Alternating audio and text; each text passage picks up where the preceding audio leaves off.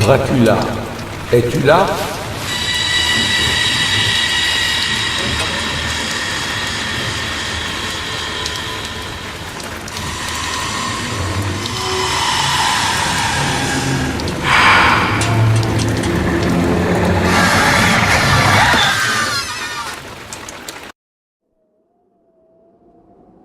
Le premier château de Bran a été construit en bois au XIIIe siècle par les chevaliers teutoniques.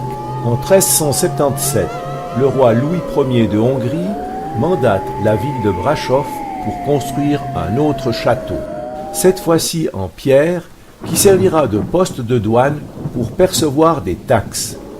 Vlad Tepes, futur Dracula, prince de Valachie et destitué de son trône, aurait, selon certaines sources, d'une fiabilité douteuse, passé 1 ou 2 nuits sur place. En 1920, le château fut offert à la reine Marie, épouse du roi Ferdinand, à titre de cadeau pour sa contribution à la fusion de la Grande Roumanie.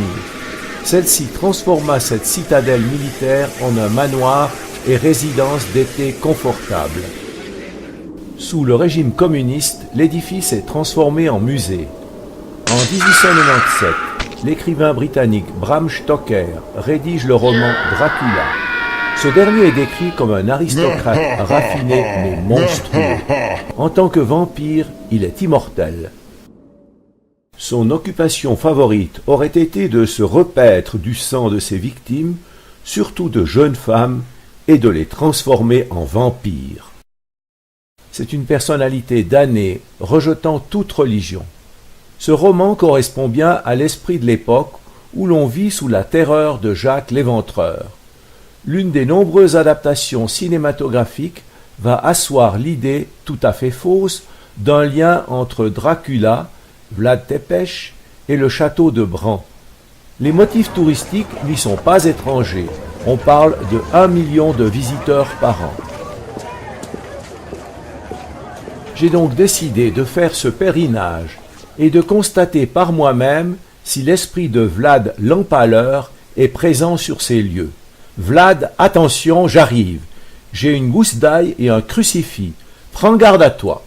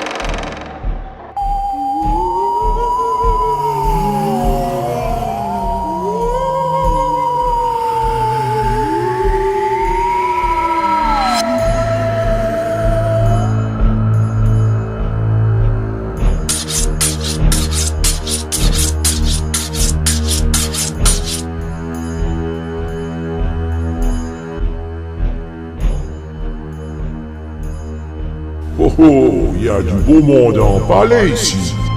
Dracula, montre-toi si tu oses.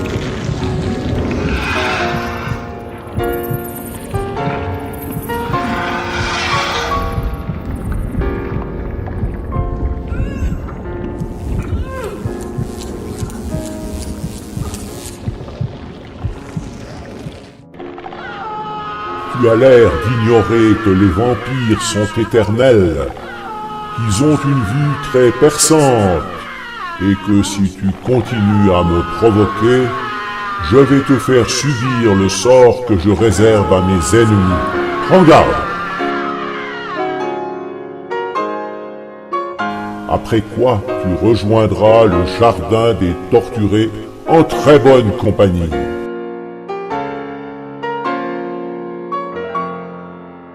Ouah, je viens de faire un terrible cauchemar.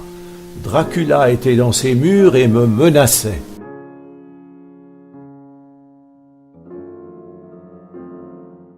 On a beaucoup publié sur l'histoire de Dracula. Il faut maintenant essayer de séparer le romantisme de la vérité historique. Aucun document n'a permis d'affirmer que Dracula a mis les pieds au château de Bran. Ce lieu convenait bien aux réalisateurs de films qui l'ont choisi comme cadre de l'intrigue. Si Dracula était à coup sûr un sadique attiré par le sang frais, rien ne nous prouve qu'il buvait le sang de ses victimes, femmes ou hommes confondus. On l'a dessiné en train de faire un repas en face de ses ennemis empalés, mais sans boire leur sang. Par contre, les preuves de sa cruauté existent, en particulier par le témoignage du frère Jacob, qui échappa miraculeusement aux tortures de l'empalement, l'un des pires sévices réservés à ses ennemis, qui mettaient parfois 2 jours pour mourir dans d'atroces souffrances. On pense que cette obsession d'empaler ses ennemis lui vient de son enfance, lorsqu'il fut prisonnier des Ottomans à Constantinople et subit des sévices sexuels de type sodomie. À son actif, ce fut un stratège hors classe, un protecteur de son peuple et un farouche adversaire des Ottomans.